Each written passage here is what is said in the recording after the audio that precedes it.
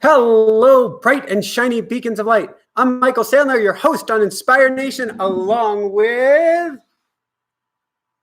the rabbit. And who is hiding behind the rabbit?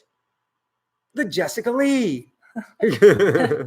Newly showered. Newly showered Jessica Lee, who we will not be pulling out of a hat tonight. But, wow, that was probably really loud. We had a really, really cool day last Friday we want to tell you all about. And it didn't come from striving or driving. In fact, it came from allowing the universe to bring us the magic. And so what happened? Can you share for even just a couple seconds what happened before we dive into all things chat room? When? Friday. Let's talk about Friday. Let's talk about Friday morning. Let's talk about Bill Bennett. Let's talk about cameras. Let's talk about all goodness that took place in this house. You were interviewed for two documentaries. For two movies, two documentaries by Bill Bennett, an award-winning filmmaker. I didn't even realize he's made like 16 documentaries. He's won 2 awards, the equivalent of Emmys in Australia. He was here in our house to film and to have me in 2 different documentaries. And I was incredibly honored and touched by this. But what was so cool to me was that we hadn't tried to make this happen. We've talked about building a TV show. We're working on a pilot. We've talked about reaching tens of millions, hundreds of millions. Even we've got a Twitter. Our main Twitter page is inspiring, 7 billion. We've got another one inspiring 8 billion. We have these lofty goals of how many people we want to reach. But we didn't push to be in documentaries. We didn't push to be in movies. Looks like you want to say something. No. Oh. Instead, all of this came from letting go. Now, there was writing in the morning. There was doing our automatic writing. There was doing manifestation work, process we call the Woohoo 8, for instance. But all of this came from backing off and letting things go. And that's really what I want to talk with you about. It doesn't mean that we're not going to step forward. It doesn't mean that we're not going to take actions to our dreams or toward our dreams. But it means we're not going to beat the universe over its head. And there's 2 things that we're guilty of as, quote, spiritual people. Either one, we take the law of attraction and we try to drive it home and we kind of pound it into the universe, kind of a Napoleon Hill think and grow rich technique gone awry, where we write about it, say about it, talk about it, write about it, say about it, talk about it, write about it, say about it, talk about it, until we're kind of blue in the face because we haven't taken in any oxygen and we've exhausted all of our resources and we're going, why hasn't it taken place? The other alternative as, quote, spiritual people is that we throw it out there and then we take no action, none at all. It's sort of like we put our ideas out into the universe and we kick back on the couch. We wait for that $1 million to fall from the sky. How it's going to get through the roof without crushing us, I don't know. But we don't take any action. So tonight, what I want to talk with you about, what we want to talk with you about, is about how we can usher in the magic without beating the universe over its head, or a technique that I like to call relaxing into beingness. Now, speaking about relaxing into beingness, I want to cover 3 quick things before we do that. We are backing off on things for 1 month of the summer. I'm going to be talking about that with you in just a moment so that we can work on a handful of projects, including eye meditations. And we're getting closer and closer. We're not beating the universe over its head. We're working on creating the largest vault of meditations in the world. And right now we're adding approximately 3 meditations a week to our vault. It's going to be open to you very, very shortly. You can actually come on over to inspirenationshow.com, sign up on our newsletter list, and you'll be one of the first to find out about this. We do have a whole series of free meditations that we're going to give you. We're going to gift to you as soon as we go live. It's taking a little bit longer than expected to get there, but that's actually part of what we're talking about tonight, which is not forcing, not striving, not driving, but instead allowing things to take place, allowing yourself to get into the flow. On the allowing note, I have very, very, very few spots left for coaching for the summer. And then we're into the fall, and then I'm like doubly full. So if you're interested in coaching and you want a free one-on-one strategy session with me, we'll talk live like this to see if coaching is right for you. Simply come on over to inspirenationshow.com/coaching and sign up for a free strategy session with me, specifically to see if coaching is right for you.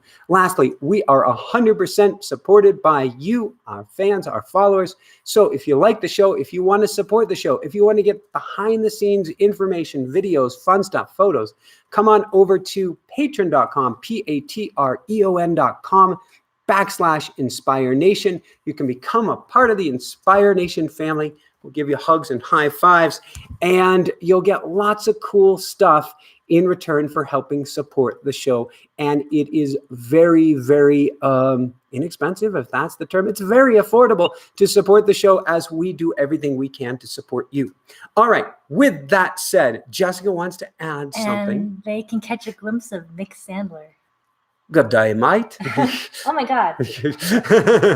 Yes. You can catch a glimpse of Mick Sandler. We are taking a bunch of Mick videos. Only one, have we said so far, is ready for prime time. We have to dig up the old ones. Oh my God. We definitely have to dig up the old ones. We would love to share with you. And we're gonna be kind of letting our hair down, even though I got a haircut, so there's not as much to let down. You can write in the chat room whether you like the haircut or not. Feel free to discuss amongst yourselves.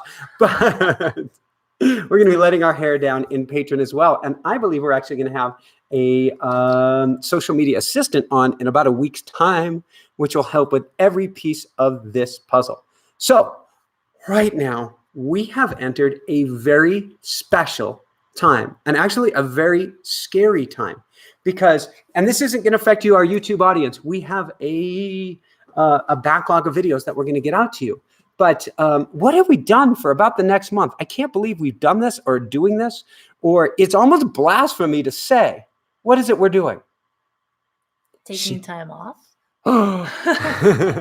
And we're not even really taking time off. I'm still coaching all of our coaching clients. We still have a graduation class for our Inspire Nation coaches, our future Inspire Nation coaches who are graduating this week from our first graduating class from our certification program. And we're still doing our YouTube lives, but we are backing off on the shows, recording the shows for the next 4 weeks. Actually, it's 3 weeks, then 1 week on, then 1 week back off, so that we can build all of this cool stuff for you. And you know what?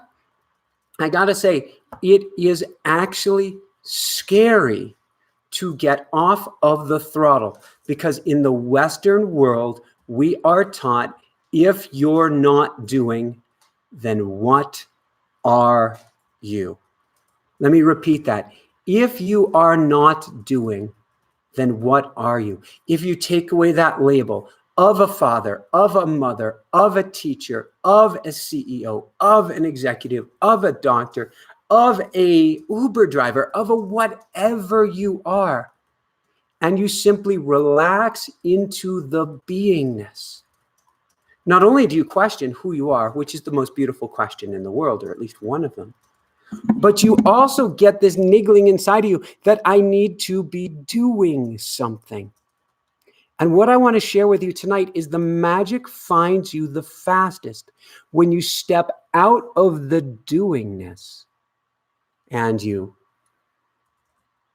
breathe into the beingness. When you simply go back to the breath, when you take a pause, when you stop for a minute, open your hands and allow the universe to chase you down. And so that's in a sense what we're doing. Now, there are a lot of pieces of the puzzle we're working on, but we're doing our best to step back into all of it.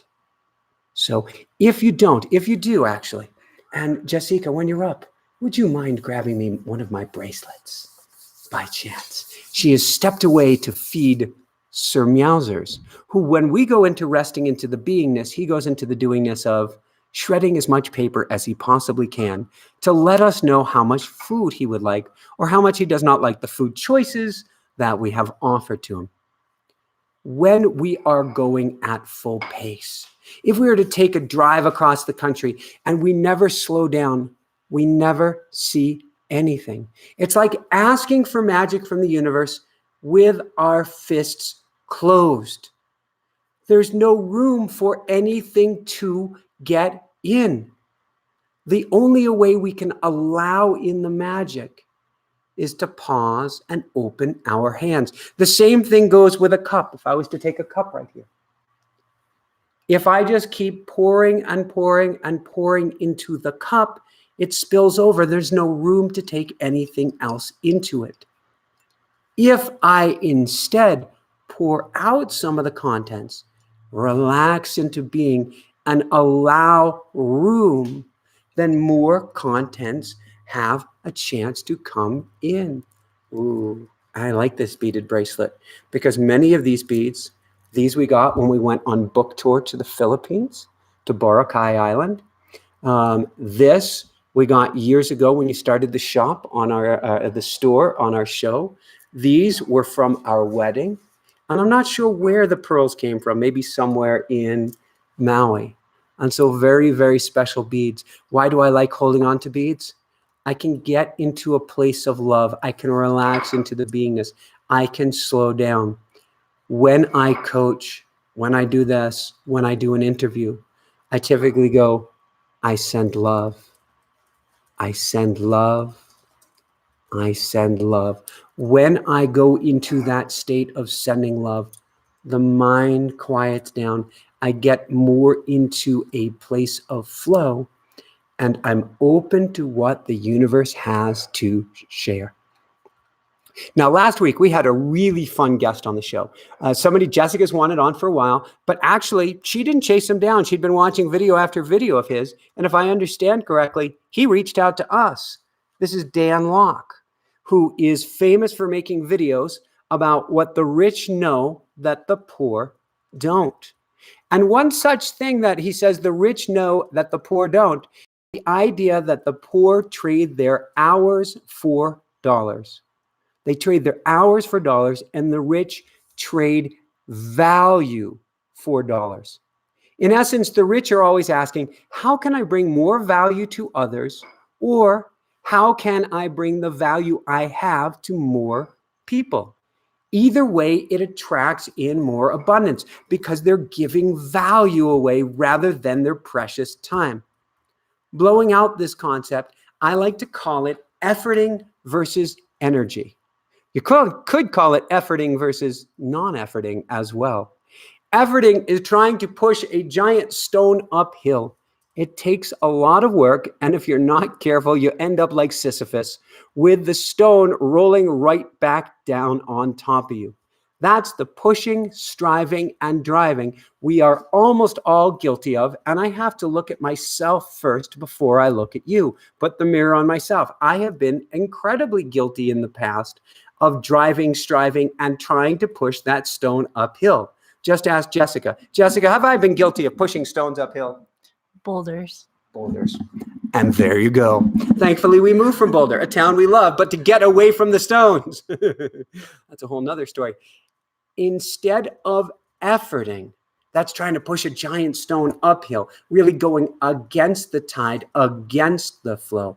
If I instead take that same stone and plunk it in a river and let itself roll downstream, this is in essence using the energy of the river to smooth the stone, to bring out the marble, to bring out a shine in that stone by going with the flow. So when it comes to letting the universe help us with our dreams, our job is to stop pushing the stone uphill and instead get into the flow. So, question a lot of my coaching clients have been asking me recently is, Michael, how do I tell if I'm in the flow? In essence, you want to ask, is this efforting or effortless? So an example I use, which breaks down at some point, but it'll work for here, is if I asked you to think of what your favorite food is, and then a food you have to eat but don't want to eat. So, Jessica, oh, you have your hand up for a question. Yeah, it might be a stumper. Oh. So what if you've been pushing this boulder up the mountain, Mhm. and then you want to stop. But if you stop, you're going to be crushed by the boulder. So it depends on whether, and that really gets into judging whether it's a direction that you really get to be going in, a direction universe wants you to go in, or whether you get to pivot. Maybe the boulder has to go sideways. But what I would do is I would rest into the beingness. I would say, okay, I don't want to get crushed by the boulder. I don't want to stop it entirely to where it rolls backwards. But can I ease up on the throttle? Can I go to my breath? Can I find ways to rest into everything? So we wrote down our projects, and most of them are not want to do's, they're get to do's. And we will look at how we can trim the fat, something that's been coming up in my dreams. Literally, Michael, vegan, vegetarian, something, getting away from the definitions. But here I am in a dream with a slab, plant-based Michael, with a slab of meat. And I'm cutting away fat. And it wasn't until I woke up that I realized it was telling me to trim away the fat. But when I look at the projects that we are working on, that plant-based Michael is working on, we have at least 12, and it might even be 13 different projects. Now that sounds insane. A lot of those projects are helping us to get lighter. So they're not easy for us to stop entirely. But what we can do is maybe ease back on the throttle, take one at a time, put more pauses in, step back further. We went for a midday bike ride, the two of us today, which is something that is almost unheard of in the history of the show.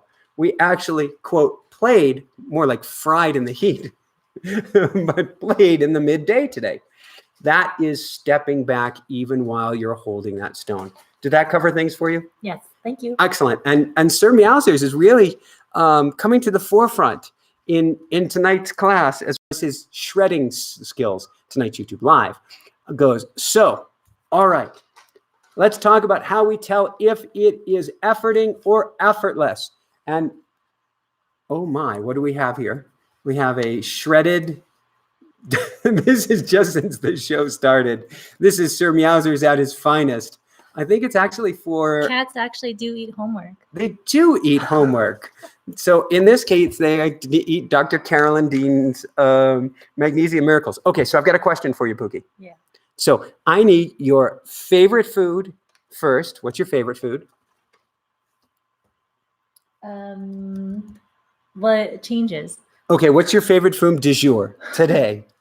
Right now, I'm really enjoying adding this black sesame, ground up black sesame that my dad picked up when he was last in Taipei, Taiwan. Yep. And it's not like anything you can get in the US.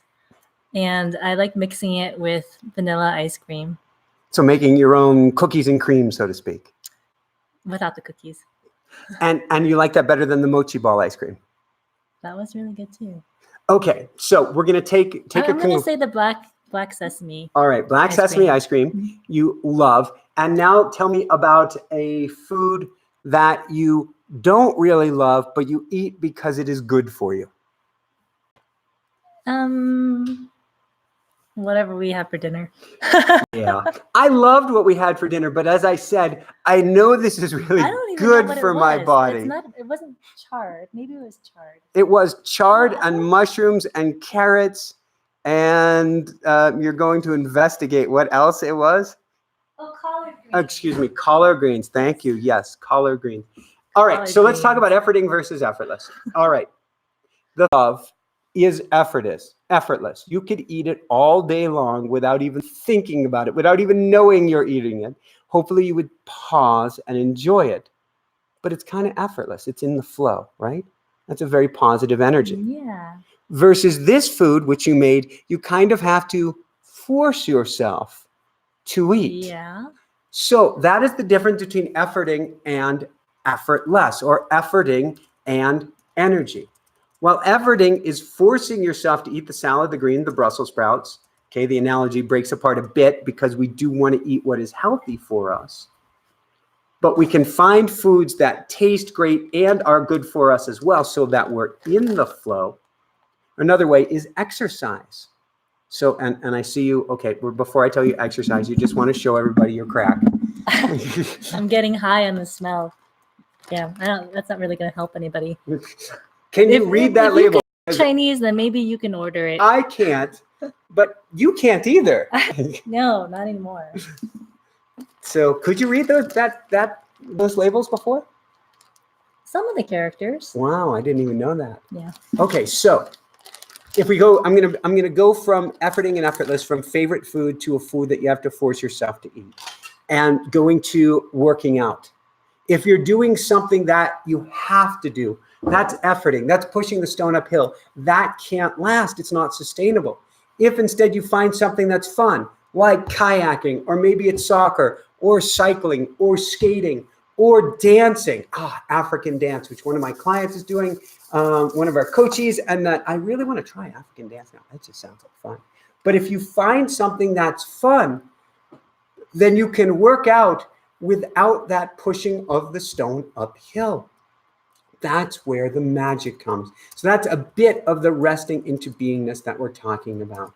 So relaxing into the beingness is about relaxing into your true nature, or what gives you the greatest joy without having to try, strive, or drive. It also means your cup is not overflowing. You have room to receive because you're not grabbing and grabbing and grabbing like a drowning victim, trying to find the energy to hang in there. If you're simply hanging in there, we need, and this is what Jessica was asking earlier, we need to help you to back off of the throttle so you can see how you can pivot, how you can change gears, or how you can find a better way. That's what we're doing this month. We've been pushing day in, day out. We have on iTunes, we just released show, I think it was 1168 today. That's a lot of driving, striving, and driving. And we've been doing 4 to 5 shows all summer. And so backing off helps us get out of that struggle surviving role into more of a thriving role. In essence, your greatest job is to find what lights you up. Find the gift that came here wrapped around your heart. What brings you the greatest joy? I call this your God-given gift. You can call it the universe-given gift. You can call it inner wisdom, greatest gift. You can call it giant cheeseburger in the sky, greatest gift. But it's something that came here that you didn't choose, but you just found, hey, wait, I love to do this. That's your job. Find that. Then put it out there. Declare what you want, and then get out of the way to allow it to happen. Relax into the deepest level that you can. So your hands are wide open, so you're not grasping or grabbing. So going back to what we're doing, building TV shows, getting into movies, reaching millions around the world. We're not pushing. We feel a calling. I feel an incredible calling. Jessica feels an incredible calling to her painting. And as she told me on the bicycle earlier today, all she wants to do at this point is paint. And that's not a driving or striving. That's what you get to do. And our job is to back off of this work to give you more time to do that work. And you know who benefits? The audience does. I do. Sir Meowsers does. All of us do. Because when you are in the flow of your God-given gift, when you are in the flow of what gives you greatest joy, you radiate happiness. And we all benefit from it. Yes. You know what happens when you radiate happiness? Please tell me. We become a magnet and everybody just flocks to you. So going back to the topic today. Which can be a little tricky. Yes. If we're calling in the magic, if we're attracting magic, then if we get you into that place of joy, what happens? Flow. And you attract in the magic. I attract in everything I need to support the thing that I love doing. So for instance, this hasn't taken place yet. It's kind of in the works. We ended up going to a concert last Friday, which I guess for our class, we get to miss this week. That's okay. But we found out we were sitting 2 seats away from a world famous watercolor artist. Oh, yeah. Yeah. And I think the introduction wasn't made because I didn't actually end up working on my painting there. I pulled out my watercolor paper and I looked at it and I thought about painting, but I felt a little self-conscious. I didn't want people watching me paint. So what's going to happen next time you're there? I'm going to sit further back.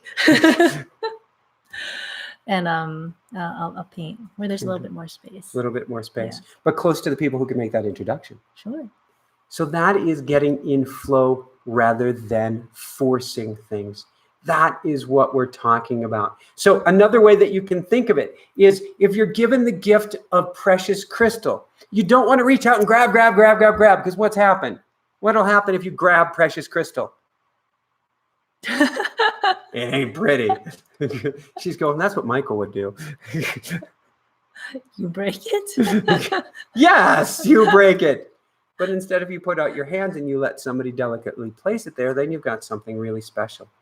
So I want to challenge you to relax into the beingness, relax into yourself, relax into knowing that things will work out. This is such a tremendous challenge in the West. We believe that if we don't put our feet to our pedal to the metal, our metal to the pedal, if we don't do that, it's not going to work out. But the greatest gifts in life never came from us. They were literally a gift. They were a phone call. They were an email. They were a letter. They were something that magically fell out of the blue because of the energy that you had.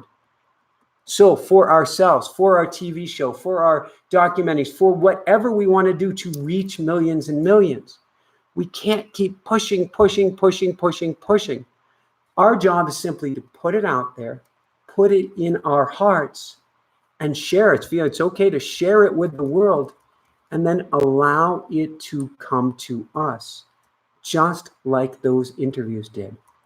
Remember too, you can only hear the universe. You can only hear the universe. You can only hear the universe when you slow down enough for it to chase you down. When you're striving and driving, you can't possibly hear the wisdom, the inner wisdom, or that voice of guidance. It's something I get to work more on with Jessica. For instance, last Saturday, do you remember our bike ride on Saturday? Oh, yes. I had to replay the whole thing from beginning to end. What happened toward the end of that ride? You passed a lot of gas? No, but the front wheel did. And we were on a tandem. If you pass a lot of gas at the front of the tandem, you don't have a tandem partner anymore. Rule number 1 of the tandem. Rule number 2 is let the other person know when you're going to be stopping and put your foot down and lean so that they can not fall. So when we got that flat, at first, my mind, this is a challenge that I have. When we get into a, quote, emergency situation, my mind kind of clamps down. I have a hard time accepting ideas, and I'm working on it. Yes. And I have a very special term for that, which I'm not going to use. Okay. Would that be having to do with a mother and having to do with somebody who bakes fudge as well? No. I was thinking of the really high-pitched word. I don't know it. Maybe it's good that I don't. I don't think they got it. All right, we're gonna leave that one alone. I am not able to accept information. And so what I did this Saturday is I finally paused, I stepped back, I caught my breath, and let Jessica have the final word, because her final word was a much better word than anything that I had. Wasn't it? You're busy writing the Yes. aforementioned term. In essence, we had flatted right near a bus stop but I was so focused on how do we fix this tire? How do we fix this wheel? How do we get assistance? How do we get a lift? That I was not able to step back to understand, hey, there's a bus stop right up there. And the bus stop probably goes to town. When I was willing to step back. Yes. Out of the place of the... You can generically say it. There's a way. A generic what? Okay. When I was able to step back out of that place, I was able to listen and hear great guidance. And that bus ride was perfect. Brought us, in fact... The great guidance that came from... You. Me. In fact, that great guidance ride took us right to a town-wide salsa dance that we had no idea about, and had we followed my great wisdom and advice, may never have known about. So it was so, so cool. So I want to leave you with this, and then we are going to, I'm not leaving you, we're going to open it up to some amazing questions from you, of course, your amazing questions. Where are you striving, driving, and pushing? And where instead can you relax into the beingness and allow the magic to come to you? So I'm going to open it up to questions, comments, and any questions, comments, or concerns that Pookie, my famous wifey, may have as well. Questions or concerns? I don't think you want to list my concerns. Okay, no, maybe we don't want the concerns on air. That's a bit TMI.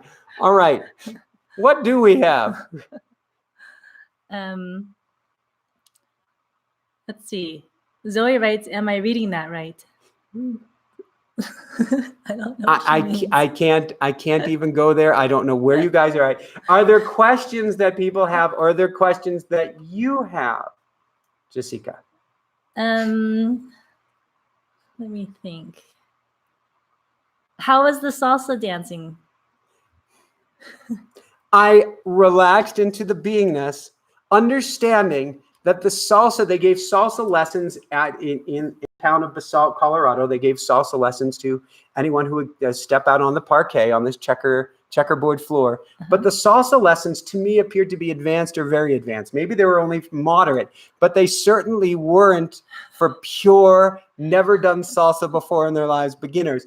Not just myself. You jumped off of the dance floor. I dropped out after, 2 minutes? Yeah, and I made it, I don't know, how many, 10, 15 minutes or something? You lasted a while. Yeah, you stayed even when it started raining. Yeah, I did everything I could, saying if I relax into this, sooner or later, a step, not all a step, but a step may come to me. They didn't, but I had a blast trying. And that's really the fun of life, is do the best we can to shed that insecurity, or to laugh at the insecurity which says we have to be perfect right out the gate, and go, wow, I am really just terrible at this.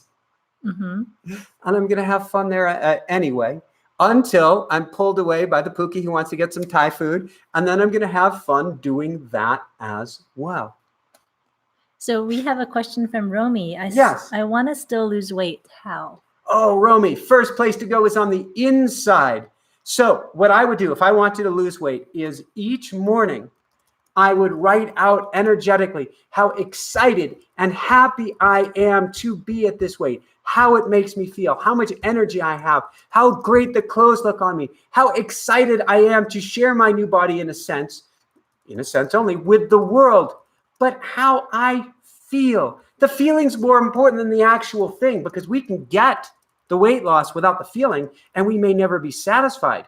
We can also get the feeling without the weight loss and be on top of the world. So we got to start with that feeling first. And we write it down each morning. We can also write it down each evening. And then we can talk to our bodies. I'm petting my body here and say, hey guys, here's what I'd like. Here's what I'm looking for. Can you help me get there? I'm going to be as loving, kind, and gentle as I can be to myself, but can you help get me there? Something I learned from one of my coaching clients recently when I was doing automatic writing is when you are going to a place of prayer to kind of call in guidance, write to your body, write to your microbiome. That's all of the energetic little beings, whether they're bacteria, whether they're viruses, whether they're fungi, whether they're different organisms that live on or part of you, realizing we are less human being than we are other cells that make up our body. Think about that for a minute. We are less human being, for instance, than we are bacteria. One of the reasons that antibiotics should be used sparingly, and I am not a doctor and I do not play one on TV, but we have this amazing microbiome made up of billions of different organisms. Write to the organisms. Write to the organisms in your gut. Say, guys, I could use your assistance. I love you guys so much. Which means, Romy, we want to watch when we give ourselves negative, hostile language. You mother, why can't you lose weight? You silly, boop, boop, boop. Why are you being so stupid? Instead, love yourself. Imagine living on planet Earth, which we do, And all of a sudden there was a God with a booming voice over us telling us how much of a screw up and a loser we are. How successful would we be at doing anything for that God? That number of organisms and galaxies and even universes lives within each and every one of us. So we have the power through our energy to completely shift our bodies and transform our lives based on how we communicate with ourselves. Pookie, you look like you have something important to share. No, I have questions forming in my head. All right, go for it. And if they're not ready, I can double back her out. I don't want to put you on the spot. I can go back onto my bicycle. Well, do you want to share what's been going on with your digestion? Hooey. You know what's really cool is, so I have food allergies, I have dairy allergies, and I have a gut that has been challenged almost since day number 1 on this planet. And I go through time periods where it's working great. I go through other time periods where it's not working so great. And recently we hit one of those time periods. And I had to have a lot of conversations. Yes, I'm going to give you a lot of credit here in a minute. No, I don't need the credit. But I had a lot of conversations with myself about this. One of the things I learned as my belly was swelling, and I was hospitalized for this before. The technical term the doctor called it, oh my God, was FOS. I'm not going there. If you don't know what it is, that's okay. But let us suffice it to say things had slowed down too much. And what I realized this time around, part of that was the recent striving. I was holding on too tightly and needed to relax into the beingness. I needed to relax into everything. One of the interesting pieces that I relaxed into is just craziness. I relaxed because I have a we'll call it an uber pure diet. It's not the healthiest diet because I can't say it's the most balanced. It's the best I've known how to do. But despite this diet that was going increasingly restrictive, my belly was getting worse and worse and worse, which is a clue that I'm really off track. Something's very wrong. I was holding on too tightly to control. I just did the opposite of what any health practitioner would tell me to do. I stopped all of my supplements. I stopped even my Chinese medicine. I stopped all of that and said, I'm just going to relax into it. I kind of need a reset button. Craziest thing happened. The stomach has gotten much, much better. Learning, first off, trying to control too much has the opposite result. That's striving, driving, and pushing. That's not, and I was saying to you, I don't know where else to go. No, but it definitely felt wrong because you just felt so restricted. And yes. So, I mean, it doesn't mean I go and put some ice cream back in my diet. No, but you put back oatmeal. I did. And from other guests we've had on the show, one would think that oatmeal. Not only did I put back oatmeal, which was interesting to me because there was a point where oatmeal felt like it was hurting me, but I stopped wheat for about 10 days. Saying maybe I have a wheat belly, maybe I have a wheat allergen. And my stomach got worse. And I put wheat back in, and CJ, when we had her on the show on Friday, she was aghast with this, absolutely aghast, didn't know where to go with it. My stomach got better. We had on Dr. John Douillard a couple of years ago talking about how the microbiome requires challenges. And if you don't have celiac disease, if you don't actually have leaky gut syndrome, then you need to challenge your gut for your digestion. And things like wheat in moderation. We're talking organic, we're talking without pesticides and things like that. I guess by definition, organic can be beneficial for you. But ultimately what it was, so I was taking out too much, making it restrictive, not allowing things to flow. That's the energy, efforting versus flow, which is important. That's what we're talking about here tonight. But on top of that, I found out, and I don't have the answer to which it is, but I found that at least one, if not a combination of supplements is actually causing the biggest challenge, which is craziness to me. And so now, first I put back in the whole food vegan pizza. And I said, because you gave it to me, so why not? And it was really made well that evening with lots and lots of veggies, more veggies than pizza. But I'm going to put back in one supplement every 3 days and see what my stomach does, one at a time. Not wanting to be restrictive, but also we've been taking all of our supplements and saying to ourselves, I mean, I can only speak for myself. I remember my grandparents in their latter years have, their pill boxes, Sunday, Monday, Tuesday, Wednesday, Thursday, Friday, Saturday. And they might even have multiple pill boxes because there were so many pills and supplements to take. That's the level that we have been at lately. No doubt, the most pills that I've taken. Yes. And so we're going to learn from that. And right now, I am blessing my body. I am loving my body up. I am trying to listen. And I am also trying not to be too restrictive. So my metabolism slowed down during this whole process. Jessica, and my energy has slowed way down. Jessica is challenging me to try and experiment to eat as much as I can right now. Even though you think, oh, you're going to get fat, you're going to get this, you're going to get that. Obviously, I don't look like I'm going to get fat. But to see if that brings my metabolism back online. That actually has been a concern of yours of gaining weight and getting fat from your cycling days. So it's both been a concern from the cycling days, and when we have heart guests on, there's always a concern of not wanting visceral fat, the kind of fat that hurts your heart health. And that's another piece of the puzzle, Romy, that we've been talking about, how to talk to your body. I have been going to my heart lately and trying to love up my heart as much as I possibly can. Okay, enough said on that topic. What do we have for a next question, or what would you like to include or ask?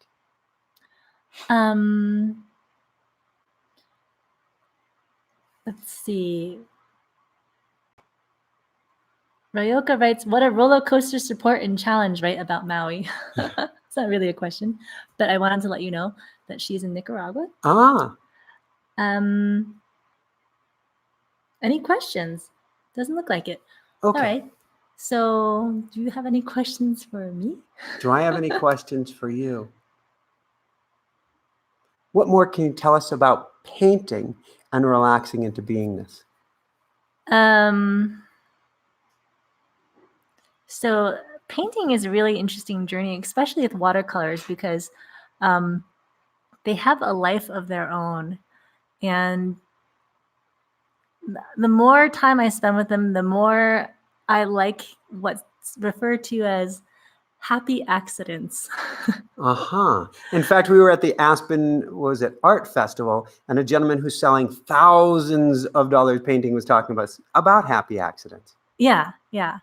And you can't, it's hard to predict what the watercolor is going to do, especially if you've got a lot of water in your paintbrush and you put it on the canvas or the paper. And then I think what he did was he held the canvas or painting upright and he let it drip. Yeah.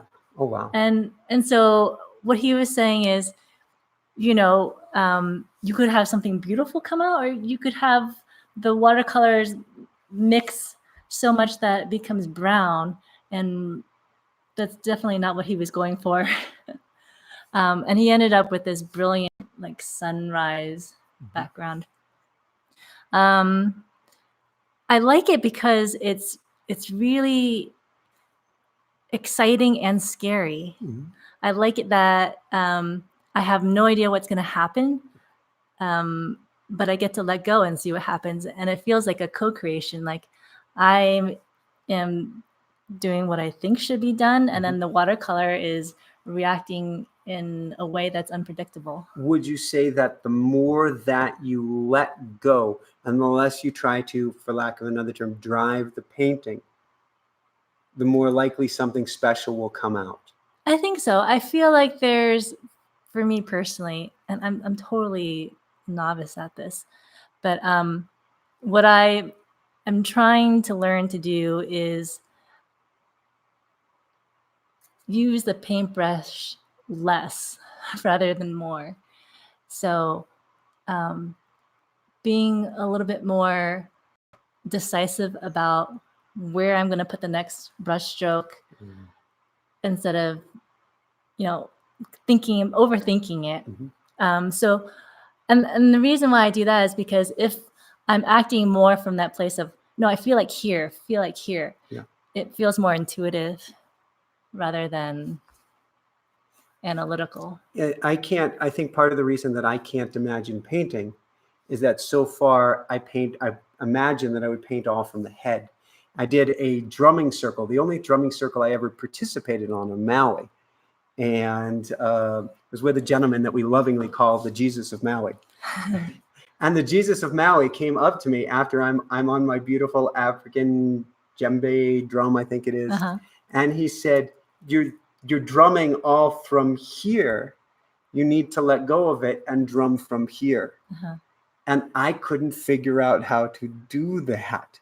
And part of it is you practice a lot and then you let go. Yeah. So there's some technique to be learned. And then afterwards, you just let go. Have to let go. And that's something when I talk with a coaching client about a performance coming up, a performance, a recital, a concert, a competition, is we want to train, and we can train with the mind.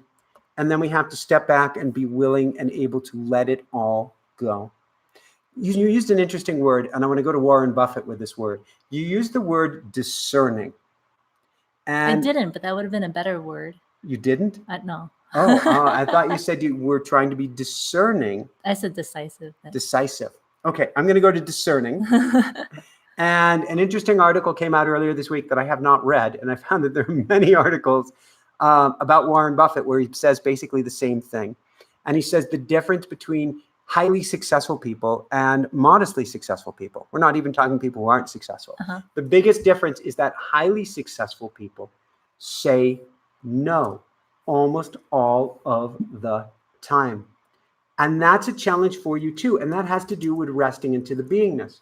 If you are scattered, if you are all over the place, if you are trying to be the kindest, gentlest person in the world, and so you're attending this activity and that activity, and you say no to nobody, that's a better way to put it, but you don't say no to anyone, or you find yourself in a corporate environment where you're in this group and that group and this committee and that committee and chair of this committee and the next thing and the next thing, then you find yourself pulled too thin to get anything done.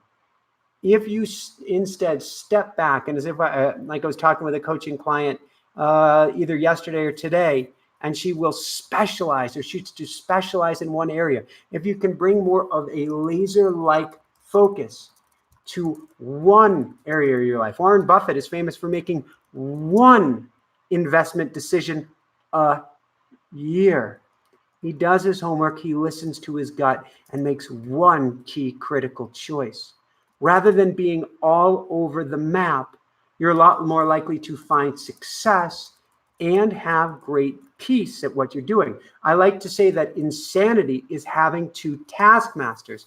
For instance, if a dear friend wants you to go to an event you don't want to go to because you've got to get something else done, but you want to take care of that person, and you want to take care of yourself, and you want to take care of that person, and you want to take care of yourself, and you will tear yourself apart. And so while you want to please everyone, the best way to get in that state that Jessica's talking about that energetic state where you will attract into your life, it's not about being unkind to your friends, but it is about saying no a lot of the time so that you can say yes, unabashedly, unashamed, without guilt to yourself. And saying yes comes from learning how to say no. So on that note, do we have any questions? Yes, we have a question from Ryoka. All right. She writes, hey, Ryoka. Struggling with having meaningful communication with others. I feel like a lot of people have lost the art of conversation and care more about being interesting rather than interested. I love connecting with people and asking them about themselves, but feel like the back and forth banter is missing. So Ryoka, what you're addressing is true.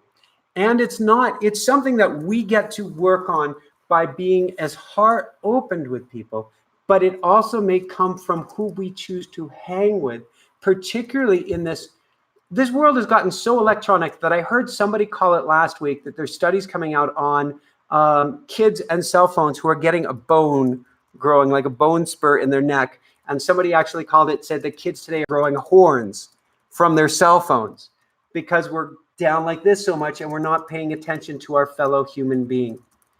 If you can't be around people who can be open and can be heart-centered with you, we get to, I don't want to pick on anybody, but upgrade, up level, choose a higher level, a more open-hearted level of friend. That's not saying some are bad, some are good, nothing of the sort.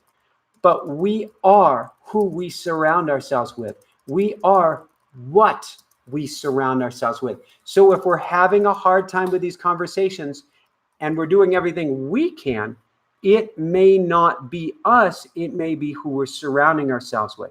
So we write about it, we strategically look for where we can go to meet these people, and we stay in that open-hearted place, being willing to say no to the old in order to say yes to the new. Cat hair somehow got in my mouth. There are cat hairs everywhere. It is a beautiful, loving thing to have 3 beautiful cats in our lives. But I feel lately we have been attracting some really special people into our lives. And I think that comes from being afraid, from being scared, and still being willing to be heart-centered and put ourselves out there. And being open. We're willing to turn to that person next to us, just like you did when we got to the concert last week, and just say, hi, without you might have been nervous on the inside, but without pretense, without a need for anything, to just literally turn to somebody and say hi to them. Yeah. And sometimes it ends up being meaningless banter. Yep. And sometimes it ends up being an incredible connection that seems divinely orchestrated. So you don't know what's going to happen, but I think it's like a numbers game. I like that. Sales game. Be as open-hearted you can to the maximum number of people, and you will attract into your lives the most incredible people. I couldn't agree with you. You'll have more chances of finding those diamonds in the rough or golden nuggets. I love it. So next question. Sophia Emma Valyades says, I like your vids and thank you for posting on YouTube. It helps a lot of people. Please say hi to Sophia. Hi to Sophia. How about we send love to you, Sophia? We send love to you, Romy. We send love to you, Rayoka. We send love to everybody who is watching now live or is watching later on. We send love, we send love, we send love. How's that? I think that suffices. Romy asks, I hear a lot about 5G. What do you think or say about it? That's a fantastic question. I would say on the one hand, so we're talking about 5G, we're talking about the future cell phone networks, and the future is just about here. It was in both of our newspapers today. A, I'm concerned. B, I have to be not concerned. What in the world does that mean, Michael? A, it means I can't see any greatness that is coming out of being bombarded with so much of a frequency that we were not necessarily born with or that we evolved with.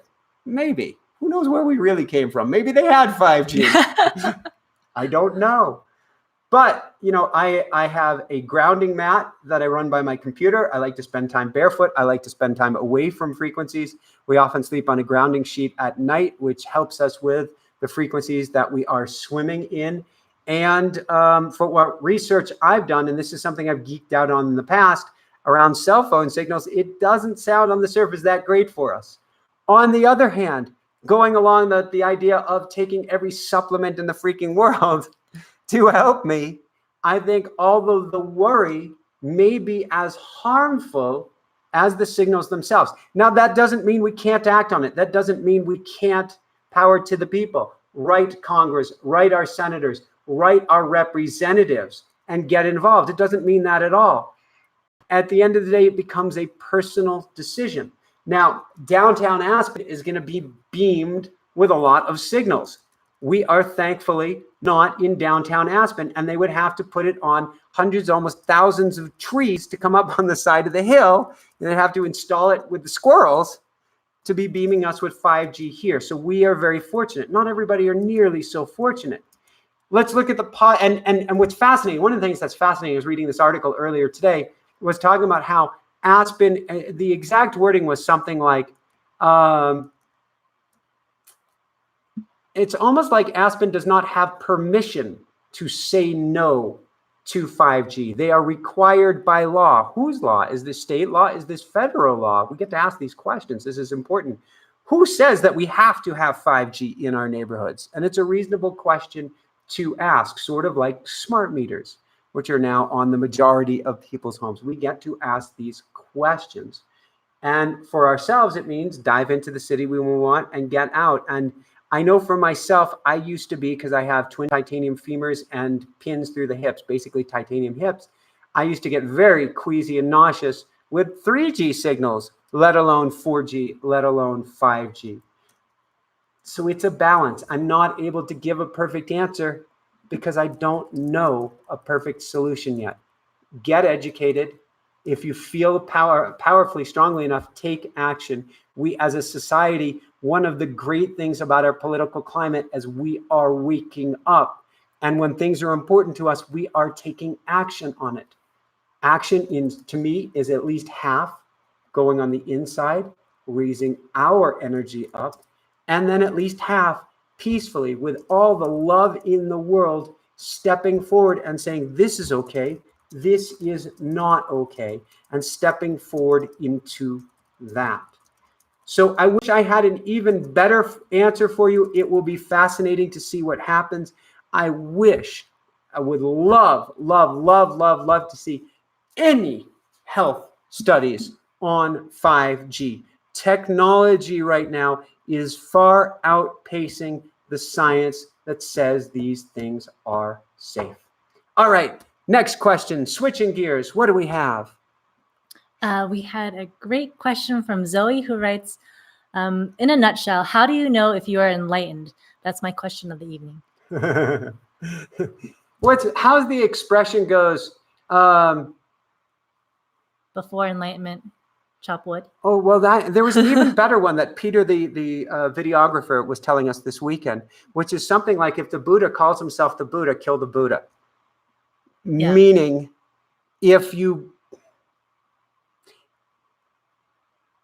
it all depends on your definition of enlightenment. I believe if somebody says, I have reached full Christ consciousness and lived there 24/7, A, maybe they have. Who am I to say? B, if you feel you have, I'm not sure if you have. This is sort of like the Tao saying, that which calls itself the Tao is not the Tao. My definition is starting to go, and there was a guest who mentioned it recently, and so I can't take full credit. My definition of enlightenment is starting to change to simply being fully engrossed in this present moment. You see everything going on around you. You catch all of your thoughts. You are fully embedded in the present moment. And that is to be enlightened in this moment. Now, there are other definitions of enlightenment where you can see the matrix. You have all the answers. You are fully plugged in. Maybe that is true enlightenment. I can't say. I have met people and I've heard of people who can fully tap into this grid, but yet still have trouble crossing the street. And that's where Jessica was going, which is before enlightenment, chop wood, carry water.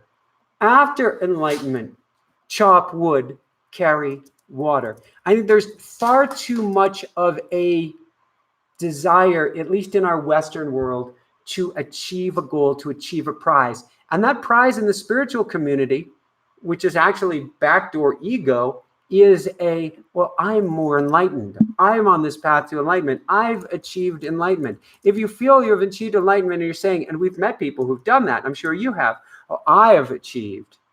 That's as far from enlightenment probably as it possibly gets.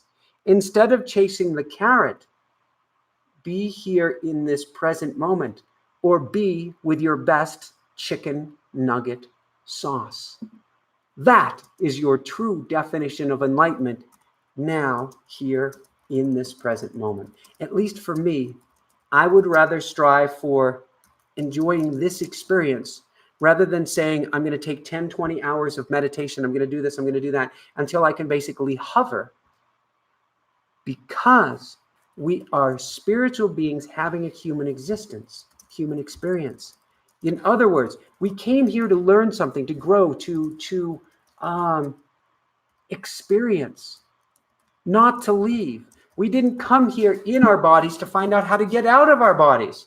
That's coming at the end of this lifetime anyway. Be patient. It will be here. For some, much sooner than others.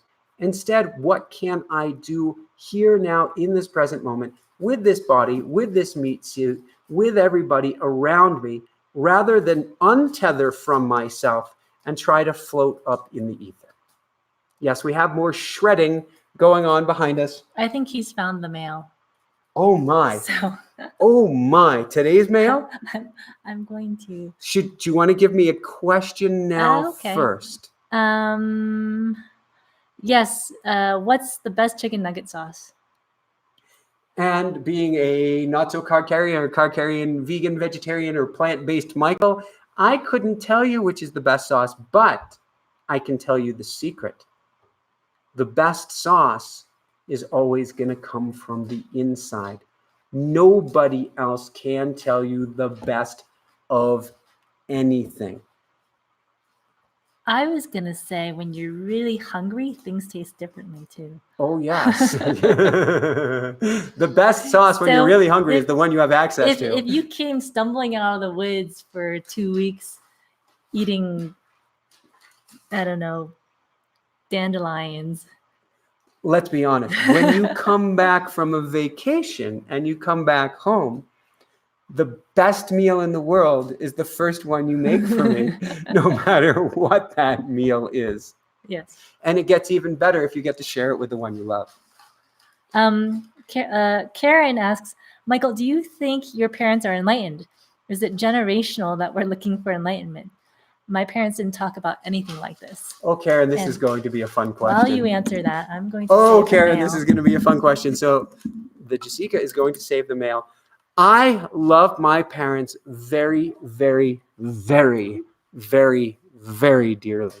I believe I had a very challenged childhood so that I could become the person I am today. And I truly believe that on the other side of the veil, or if we call it up here or in here, after they've passed on and after I've passed on, we will share a good chuckle or two because of the roles that they chose to wear this lifetime, because of the hats that they chose to wear, and because of the way they chose to raise or not raise me for my highest good and the highest good of all. In that sense, they are truly enlightened beings, enlightened masters who chose to come here and act in many ways unenlightened for my highest good and the highest good of all. That's why we can't judge anybody, whether that's somebody in a giant white house, whether that's somebody giving you a mono-digital response and driving down the road. We can't judge anybody because, as the mirror says, things are not as they appear. We are spiritual beings having a human experience so that we can learn and so that we can grow, and we each have a contract to help everyone else we come in contact with. And sometimes the best help comes from the greatest challenges. So my parents challenged me growing up. I don't want to pick on them too much, but I got a good level of challenging for my highest good. Would I do things? Do I feel they're acting as enlightened beings at this point in their life? I feel they're doing the absolute best they can with what they have. I love them dearly for it. And sometimes it challenges me because as we see our parents age, we always want the best for them. But as I go, kids, we can't make choices for our parents, and they may not even be ready, willing, or capable of hearing the advice that we have to give. The best that we can do is love them up.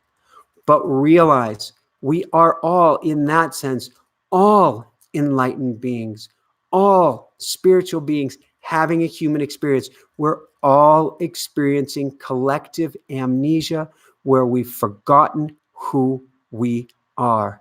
We're individual roses on the rose bush that have forgotten that we are not just the rose, but we are the entire bush. We are individual waves on the ocean, remembering our uniqueness and forgetting that we are connected to the whole. There is no point that you can separate the wave from the ocean. And yes, I guess you could go snip, but while it's attached, you could not separate the rose from the bush. So we are all enlightened beings having a human experience, which may seem like a completely unenlightened experience from the view of the observer.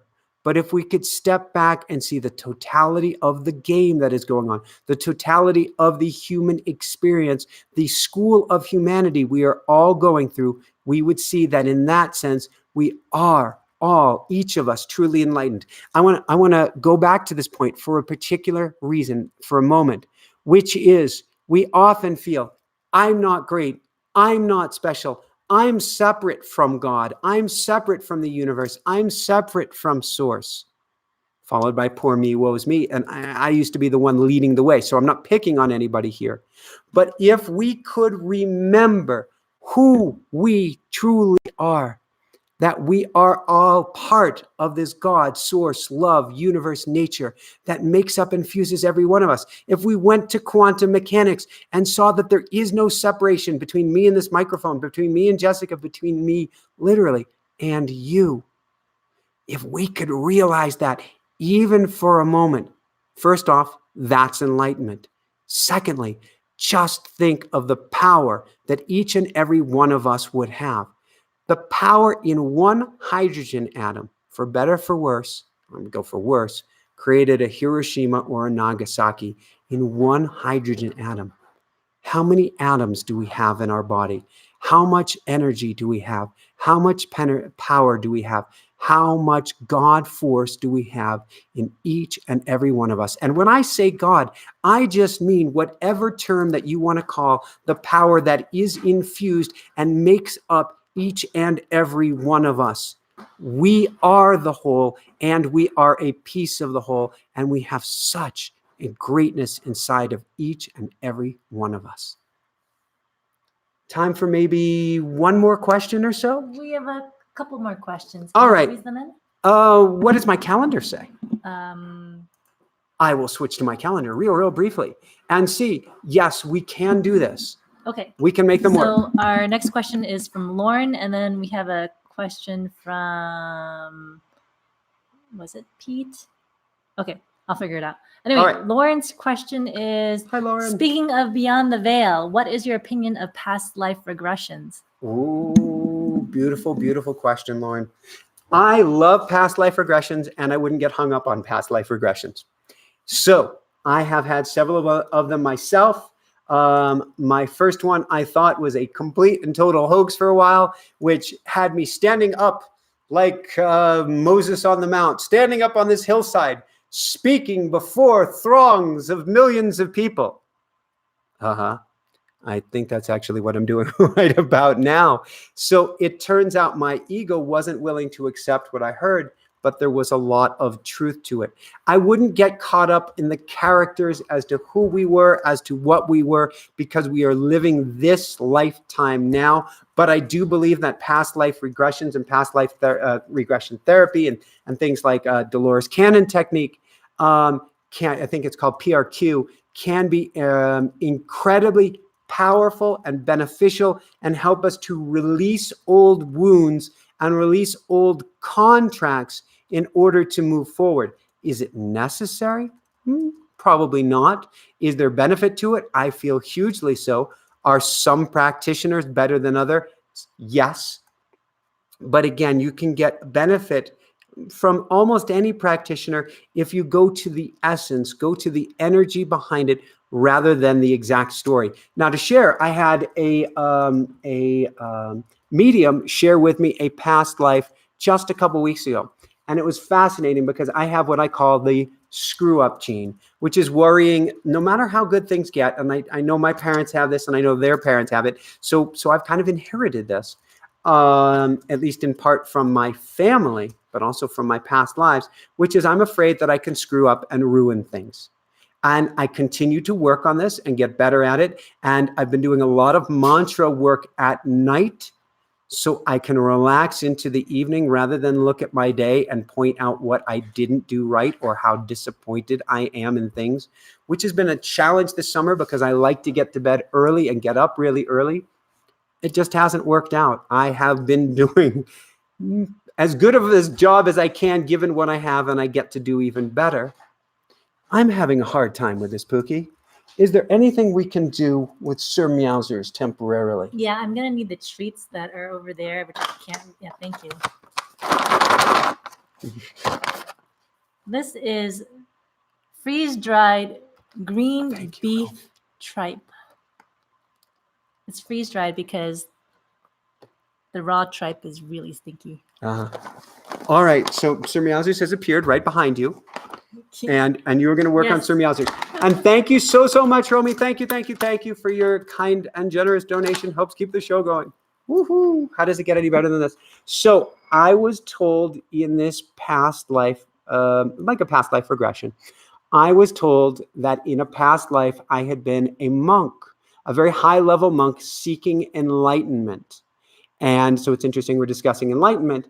And I did everything, quote unquote, right up until the moment in my elder senior statesman years when I realized I was not going to achieve enlightenment. And I completely fell apart. And I felt like a loser and I felt like a failure. And I'm convinced I carried, or I'm told, I don't know about convinced, that I carried this forward into this lifetime with me. This fear of failure, fear of not being good enough, fear of not achieving enlightenment, which thankfully I'm not striving for, because I think that can actually take you out of living the full human experience. That's it's not truth. It's far from it. And if anybody tells you they have the truth, run as fast as you can from them.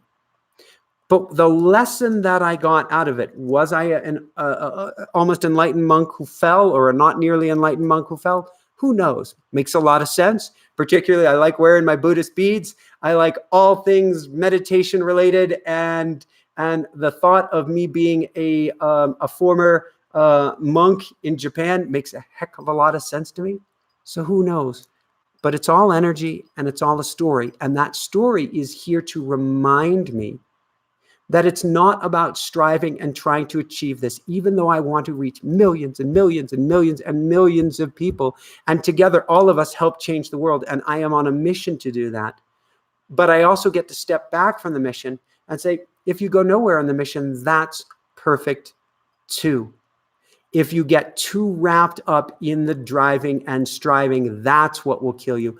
And that's the message that I got out of learning from my past life is, do I really want to repeat that? Of trying so hard for that carrot in front of me that I completely forget to enjoy the present moment and completely forget to enjoy life as it is in all of its muck and mystery right now. So beautiful, beautiful question, Lauren. My suggestion, if there's a great practitioner around you, you feel called, you go, girl. Enjoy the experience. Learn from the experience.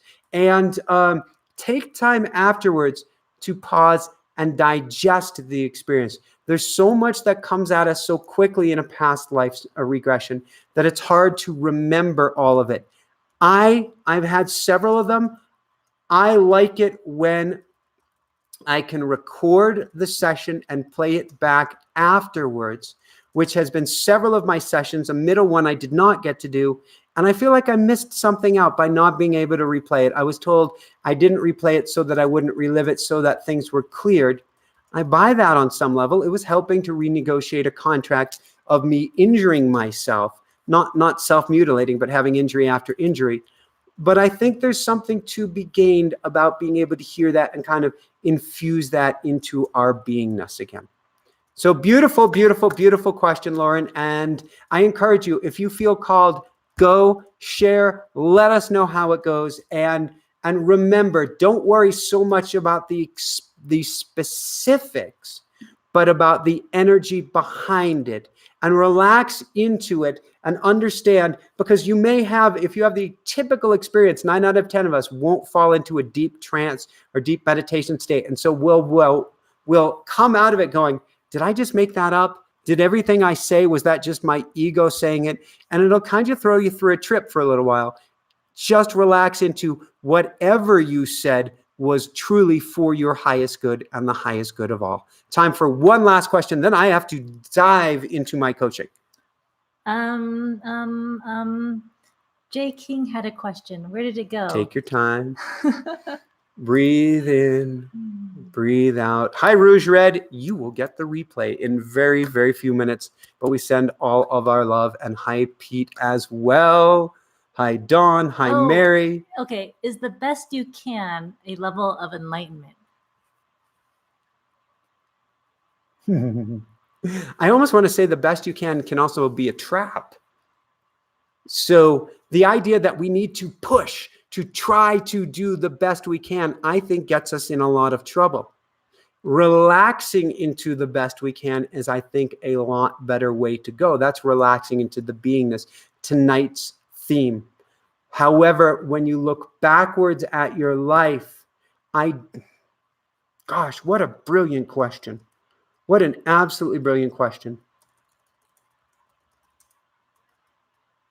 The Buddha would say, enlightenment is a middle road. This is absolutely butchering everything that he said.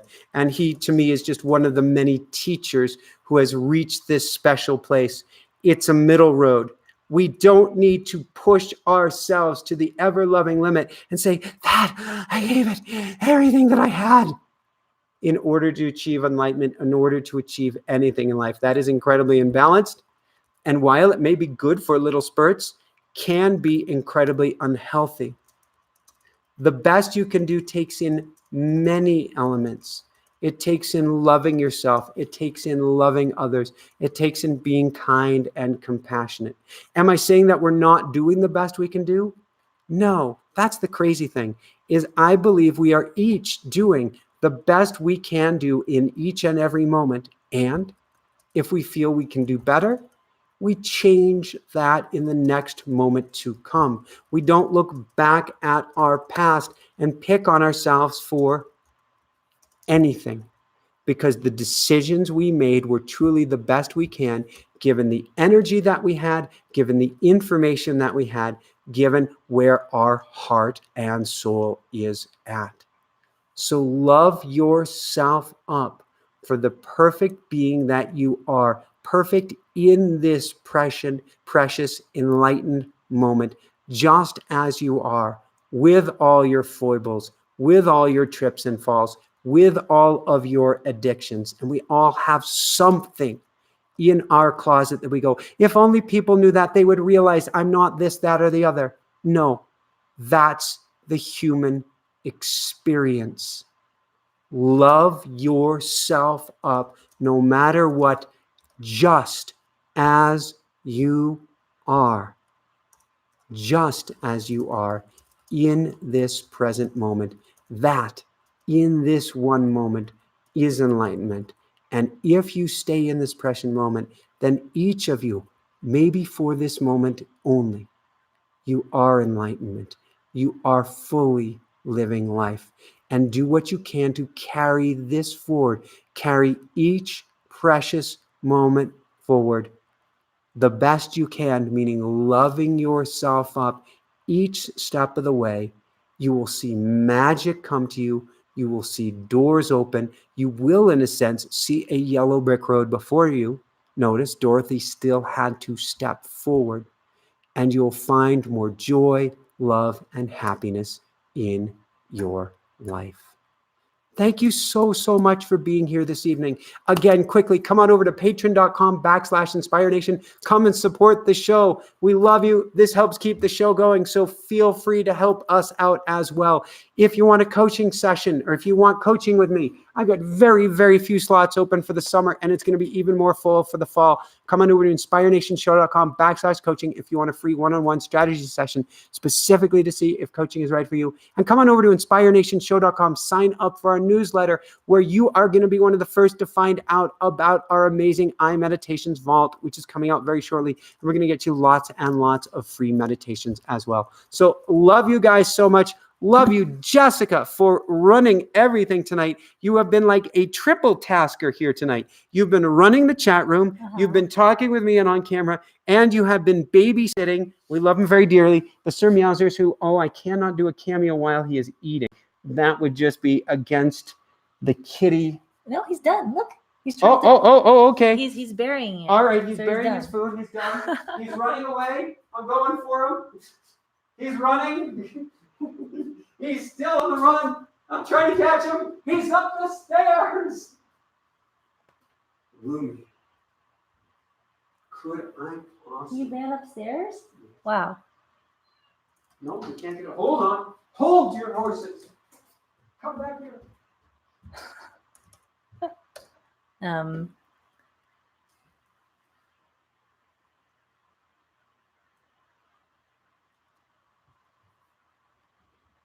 Jimin Opalis.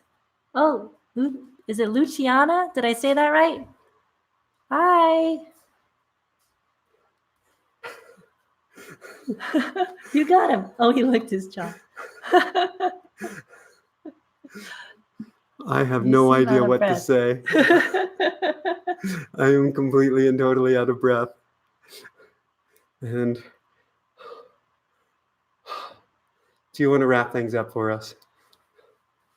I don't know. I think they want more Mousers. Well, they've got more Mousers, but what we're trying to do, keep these back claws here from turning into a mousetrap because they've got my hands in it at the moment. And I have bled many a time for this precious enlightened being who's trying to rule now. And we are all definitely right, we're good. We're good. It's a wrap.